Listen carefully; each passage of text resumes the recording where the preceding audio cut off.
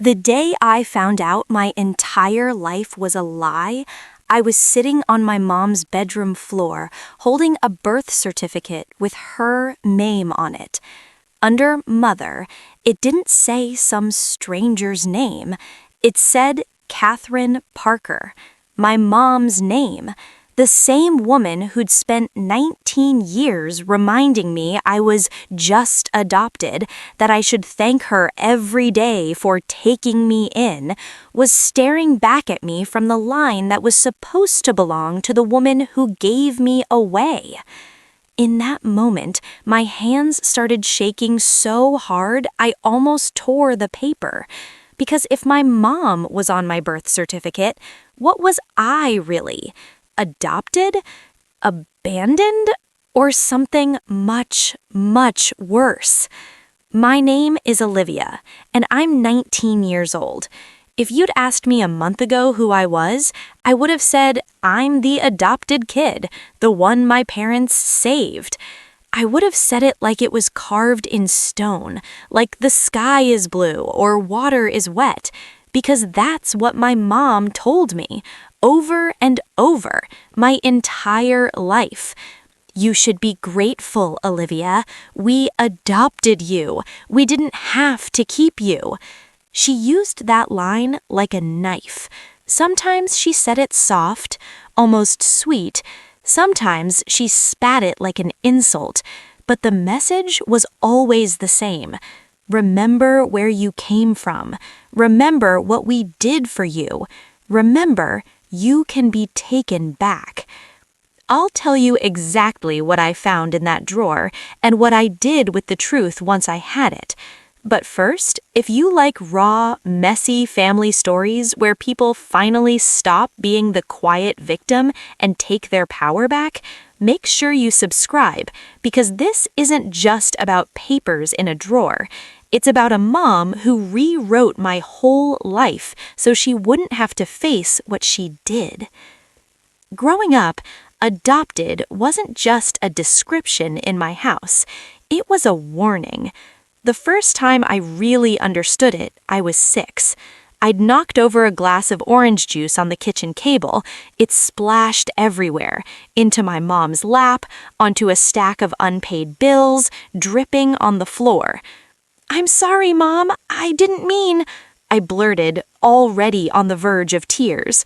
She jumped up, swore under her breath, then turned on me. "Olivia, for God's sakes, can't you be careful for once?" she snapped, snatching paper towels and attacking the spill like it had personally offended her. I stood there, small and shaking. "I'm sorry," I whispered. She didn't look at me. She just kept wiping. "You know, we didn't have to adopt you. We chose to give you a better life. And this is how you repay us? By ruining everything?" A better life. Ruining everything.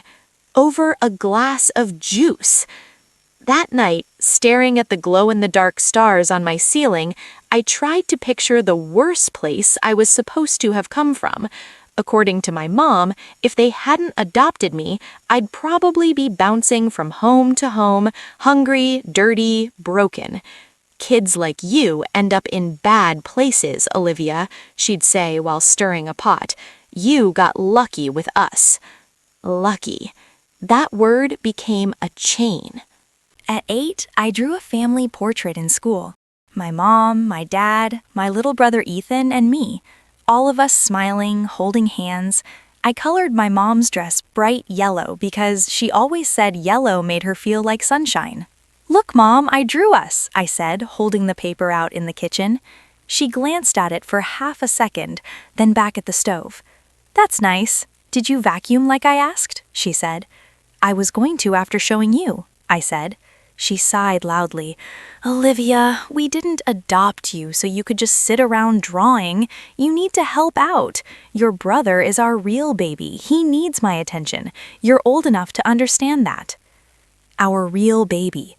In my drawing, we were all equal. In real life, I'd just been reminded exactly where I stood.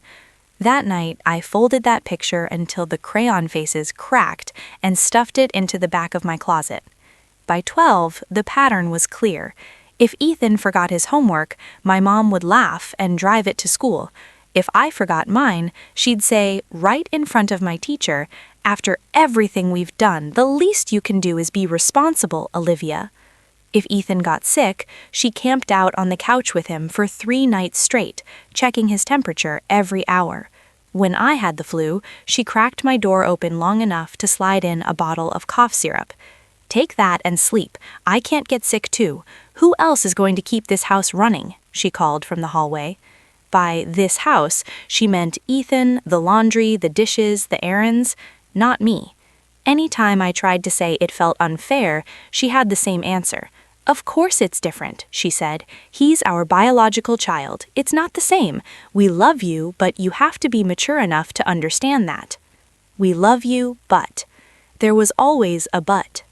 There were exactly 2 people in my family who made me feel like I was more than a project my mom had taken on: my grandmother and my Aunt Melissa. Grandma lived in a small blue house with peeling paint and a wild rose bush out front. Her place smelled like vanilla and laundry soap. Whenever we visited, my mom would sit in the living room and tell dramatic versions of our adoption story to anyone who would listen. She'd say, "We took in someone else's child. Do you know how hard that is? Not everyone would do what we did." Her friends would nod, call her amazing, glance at me with pity. Grandma would watch me instead. She saw how I flinched when my mom said someone else's child. When my mom went to the bathroom or stepped outside, Grandma would press a candy in my hand and squeeze my fingers. "You're special, Liv," she'd whisper.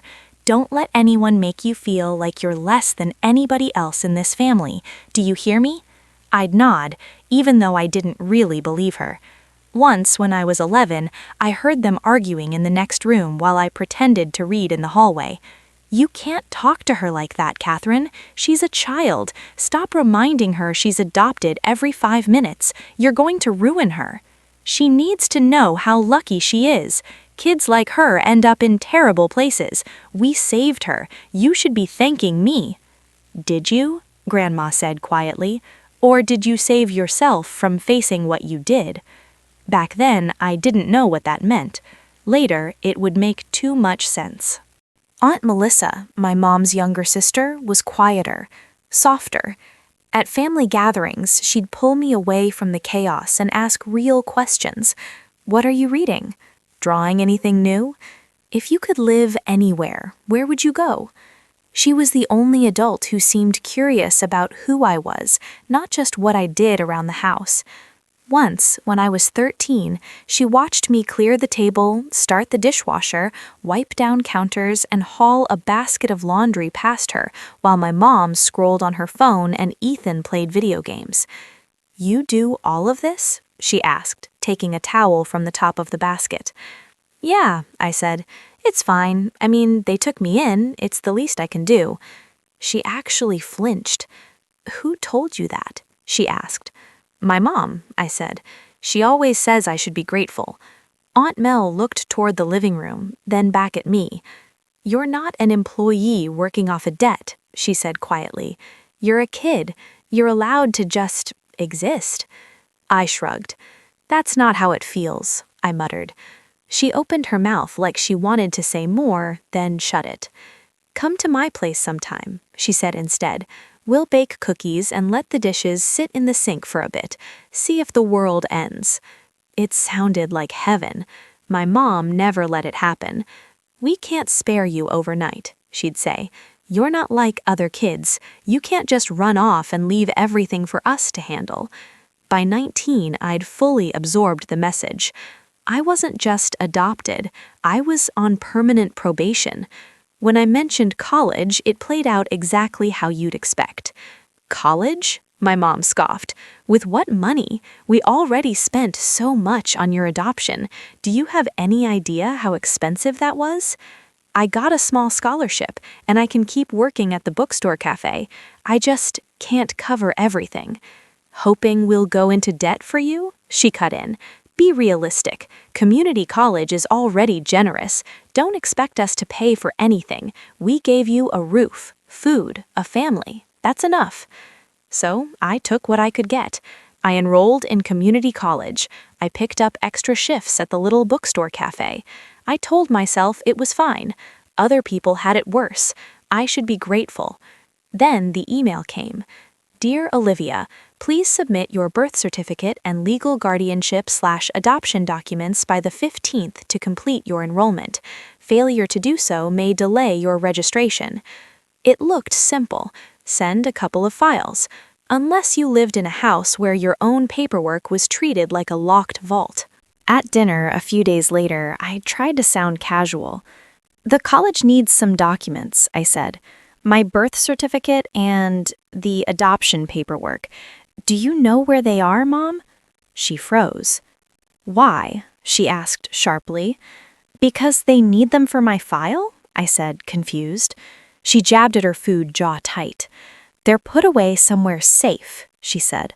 I'll find them when I have time. Don't rush me. The deadline is the 15th, I said. Maybe I could help you look. I won't touch anything else. Her fork slammed onto her plate. Are you accusing me of not knowing my own house? She snapped. You think you can just go digging through my drawers?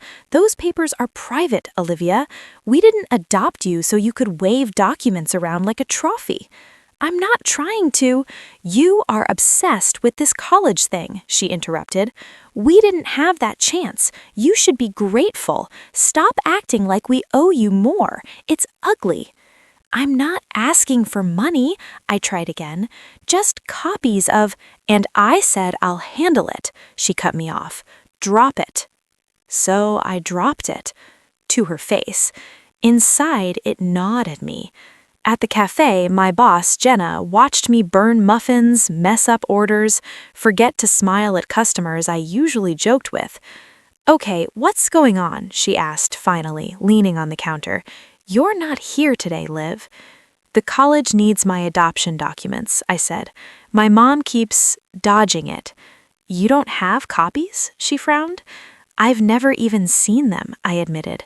Every time I asked, she'd say it was too painful or complicated, and that I should be thankful I didn't have to think about any of it. Jenna shook her head. Olivia, she said, those documents are about you. You have every right to see them. Wanting to know who you are on paper doesn't make you ungrateful. It makes you normal. I looked down. She makes it feel like a betrayal every time I question anything, I said quietly. If someone reacts that strongly to you asking for basic information about yourself, Jenna said, they're probably hiding more than just paperwork. That sentence lodged in my chest and wouldn't leave. On the night of the 14th, I tried one last time. Mom, tomorrow's the last day for the documents, I said in the doorway. Did you find them? She didn't look up from her phone. I told you I'll handle it. Stop asking me the same thing, she said. It's annoying. If you're too busy, I can... Her eyes snapped up, sharp. No, she barked. You do not go through my drawers. Those are my private things. Those papers are not for you to snoop in. You're being ungrateful again. How is wanting to see my own birth certificate ungrateful? Slipped out before I could stop it. Because you're acting like we owe you something, she hissed. We already gave you everything. A home, a family, a life you never would have had. If we hadn't adopted you, who knows where you'd be? Think about that before you start demanding things. There it was, the leash. As always, I felt my instinctive response rise up, shrink, apologize, thank her. Okay, I whispered. Sorry. Good. Now go clean the kitchen, she said. Make yourself useful. I cleaned, I wiped, I did what I always did. Then I lay in bed, eyes wide open, Jenna's words echoing in my head. If someone reacts that strongly, they're hiding something. Around midnight, my heart pounding, I got up. I walked down the hallway to my parents' room. My hand shook on the doorknob. I turned it. The door creaked softly. I froze, listening. My dad snored quietly. My mom's breathing was steady. I stepped inside. Her dresser sat against the wall. I'd dusted it 100 times. I'd never opened it. Top drawer. Makeup, hairbrushes, old receipts. Second, folded shirts. Third, underwear. I closed it quickly, cheeks hot. Bottom drawer. Folders, envelopes, an old photo album. My fingers trembled as I sorted through them. Bills, bank statements, insurance forms. Then I saw it. A manila folder labeled in my mom's sharp handwriting, Olivia, documents. I sat down on the carpet and opened it. The first paper was a birth certificate. Name, Olivia Grace Parker. Mother, Catherine Parker. Father, blank. Parker, my mom's maiden name. Catherine, my mom. I read it 3 times, each time hoping the letters might rearrange into someone else's name. They didn't. The next paper was a court form, termination of parental rights. My eyes caught on phrases. Catherine Parker voluntarily relinquishes all parental rights to the minor child Olivia Grace. Child to be placed in temporary state care. Reunification attempts. The third paper was a letter from the hospital. Delivered a healthy baby girl, signed a preliminary agreement to place the child in temporary state care. The child remained in foster care for approximately 11 months. 11 months?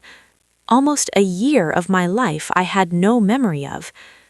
The last document was from a law office. Estate of Margaret Parker. My grandmother.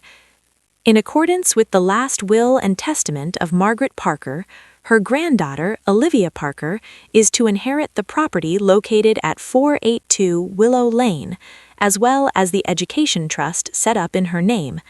As Olivia is still a minor, her legal guardian, Catherine Reynolds, will act as custodian of these assets until Olivia reaches the age of 18, at which point full control will transfer to her. 18. I was 19.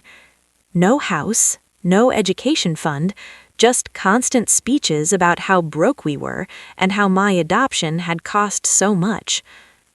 I sat there on the floor, papers spread around me, feeling like the room was tilting. My mom hadn't just adopted someone else's child. She'd had me, abandoned me, taken me back, then spent 19 years pretending she'd done nothing but save me.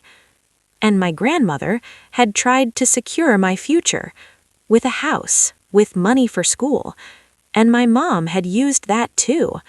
Then looked me in the eye and told me there was nothing left when I asked for help with tuition. Something inside me shifted. For the first time, the sentence, "You should be grateful," didn't sound like the truth. It sounded like manipulation. Hands shaking, I pulled out my phone. I took pictures of everything, every page, front and back. Proof, not just that this had happened. Proof that I wasn't crazy. The only person I trusted with that truth was Aunt Melissa. Back in my room, I texted her, my hands still trembling. Me. I found some papers in Mom's drawer about me. Can I come talk to you? Her reply came almost instantly. Aunt Melissa. Yes, come over Saturday. Don't tell your mom why. We'll talk here. That "don't tell your mom why" told me everything. She knew there was something to tell.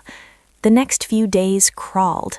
At home, my mom acted normal, complained about work, nagged me about laundry, told Ethan he was her little miracle. Every time she said adopted, my mind flashed back to the word terminated on that page. Every time she said we're broke, I saw my grandmother's will. By Saturday, it felt like the world had shifted and I was the only one who'd noticed. Aunt Melissa's townhouse was small but warm. She opened the door before I could knock twice. "Oh, Liv," she murmured, pulling me into a hug. "Come in." We sat at her kitchen table. I spread the printed documents between us. She read them slowly. Birth certificate, termination, hospital letter, will. With each one, her shoulders sagged a little more. When she finally looked up, her eyes were wet. She finally left them where you could find them, she said quietly, or you finally got brave enough to look. Can you just tell me everything, please? I'm so tired of feeling crazy. She took a long breath. Okay, she said softly. Here's what I know. She told me about my mom at 22. Overwhelmed, grieving, angry. She said she couldn't handle a baby, Aunt said. She said her life was over. I told her Mom and I would help. She didn't want help. She wanted out. She told me about my birth, how my mom had come home from the hospital without me, papers in hand instead of a baby. She said it was temporary, Aunt went on, just until she got on her feet. But she didn't visit. She didn't call. The social worker sent letters. She ignored them. She gestured to the hospital letter. That's what that means, she said. They tried. She didn't. When she finally changed her mind, Aunt said, nodding toward the adoption papers I hadn't even read yet, it was because of Daniel, your dad. He wanted kids. He was willing to adopt you with her. It made her look better. It gave her a story. And Grandma? I asked, touching the will. Mom saw everything, Aunt said softly. The comments, the comparisons. She left the house and the education fund in your name so you'd have something that was yours, a way out, money for school, security. She never told me, I whispered. She tried, Aunt said. Catherine shut it down. After Mom died, your mother had total control, and she used it. We saw a lawyer. He confirmed what the paper already screamed. The house and what was left of the trust were legally mine. They should have been transferred when I turned 18. They hadn't been. Legally, he said, we can fix some of this. Emotionally, that's up to you. We decided to confront my mom, not at home, at Aunt Melissa's, somewhere she couldn't slam a bedroom door and walk away. When my parents walked into my aunt's living room and saw the documents laid out, my mom's face went from annoyed to terrified in half a second. What is this? She demanded. Some kind of ambush? For once, Catherine, Aunt said, we're going to stop pretending. We all sat. My mom glared at me. You dragged us here. Start talking. My heart pounded, but my voice came out calm. For 19 years, I said, you've told me I was lucky you adopted me, that you took in someone else's unwanted child, that I should be grateful every day you chose me. Because it's true, she snapped. Do you have any idea what we went through to adopt you? Yes, I said, quietly. Now I do. I slid the birth certificate toward her. Her eyes dropped. Her name stared back at her from the mother line. She went pale. Where did you get this? She whispered. I told you I needed my documents. You refused. So I found them myself, I said, in your bottom drawer, under unpaid bills. You went through my private things? She hissed. How dare you? How dare you? I cut in. How dare you spend 19 years telling people you raised someone else's child when you knew the whole time I was yours from the start? My dad picked up the certificate, squinting at it. You never told me? He said slowly. You said the process was different. She ignored him. It doesn't change anything, she said quickly. We still adopted you later. It was a legal thing. You wouldn't... I pushed the termination form toward her. It changes everything, I said. She read it. Her lips parted. I was young, she stammered. I was grieving. Your grandfather had just died. Mom was sick. I didn't know what I was doing. You knew how to sign your name, I said. You knew how to ignore letters. You knew how to visit bars and parties while I was in foster care. You just didn't know how to tell me the truth. Her eyes flashed. I fixed it, she insisted. I took you back. I gave you a home. I sacrificed. You also sacrificed honesty, I said. You let me grow up thinking some faceless woman abandoned me while you swooped in. You let me hate a stranger instead of knowing the whole time it was you." My voice shook. "I spent my entire childhood trying to be grateful enough to deserve being kept," I said. "You knew exactly why I felt that way, and you let it happen." Silence. Then I slid the will across the table. "And then there's this," I said. My mom's eyes flicked over my grandmother's name. "She left me a house and money for school. You were supposed to give it to me at 18. You never even told me it existed." "We needed that money," she snapped immediately. "Your father lost his job. The house needed work. Ethan needed things. You think everything is free?" "When I asked for help with tuition," I said, "you told me there was nothing, that my adoption had already cost enough. You made me feel guilty for wanting an education while you renovated the kitchen and took vacations." My dad stared at the will, his face draining of color. "You told me your mother left everything to us," he said quietly, "to help the family. You never said it was for Olivia's education." My mom glared at him. "You were fine using it," she hissed. He looked at me. "I should have asked more questions," he said. "I'm sorry, Liv. I should have seen you." It didn't fix it, but it mattered. "So what do you want?" my mom demanded. "Money? The house? For me to get on my knees? Is that it?" "What I want," I said steadily, "is what Grandma wanted for me. The house, whatever is left of the trust, and for you to stop using the word adopted like a weapon." "You're tearing this family apart," she whispered. "No," I said.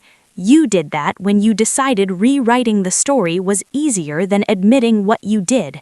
I'm just refusing to play my old role in it." I stood up. "I'm moving in with Aunt Melissa for now, until the house is sorted. I'll use the money Grandma left me for school. I don't know if I'll ever forgive you. Maybe if one day you can say, 'I'm sorry,' without adding 'but' after it. Maybe not. That's not my priority anymore." My mom's eyes filled with tears. "You'll regret this," she said. "When everyone else turns on you, don't you dare come crawling back. We're the only ones who ever loved you." I met her gaze. "You loved the version of me who believed your story, the girl who thought she owed you everything. That girl is gone. If you want anything with who I am now, it starts with the truth." I picked up my bag. No one stopped me. The door closed behind me. And for the first time in my life, walking away from my family didn't feel like betrayal. It felt like survival. Living with Aunt Melissa isn't perfect. We bump into each other in the hallway. She makes her coffee too strong. I forget where she keeps the sugar. But there's something here I never had before. Safety. I can sleep in without someone calling me lazy, leave a plate in the sink without being lectured about gratitude, talk about my past without someone cutting me off to tell a more flattering version. The trust is being transferred. The Willow Lane house is in the process of being signed over. I've driven by it once. The paint is faded, the rose bush is wild. There's a for rent sign in the yard. For now, I don't know exactly what I'll do with it. Live there, rent it out, sell it and invest in my future. But that's the point. For the first time, those choices are mine. Not a favor, not a debt. Mine. My mom still texts. Sometimes it's guilt. Mom. "Ethan misses you. He cries at night. You must be so proud of yourself." Sometimes it's rage. Mom. "You've turned everyone against me. This is what we get for adopting you. Never again." Sometimes it's fake normal. Mom. "Saw your favorite cereal on sale. Made me think of you. Hope you're eating." Most of the time, I don't answer. My dad's messages are different. Dad. "Lawyer says house transfer should be done soon. I'll sign whatever I need to. It's yours." Another day. Dad. I know sorry isn't enough, but I am. For not asking, for not seeing, for letting you carry this alone. I don't know what our relationship will look like in the future, but at least now, whatever it is, it'll be based on the truth, not on the story my mom wrote by herself. Sometimes, lying in bed in Aunt Melissa's spare room, I think about that little girl in the kitchen with juice on the floor and shame in her chest. The one who believed every word her mom said about where she came from. The one who thought she had to earn her right to exist in that house. I wish I could tell her, you were never the debt. You were never the problem. You were just a kid. Your mom's choices are not your fault. Your story didn't start with being saved. It started with being abandoned and then rewritten. Now I get to write the rest.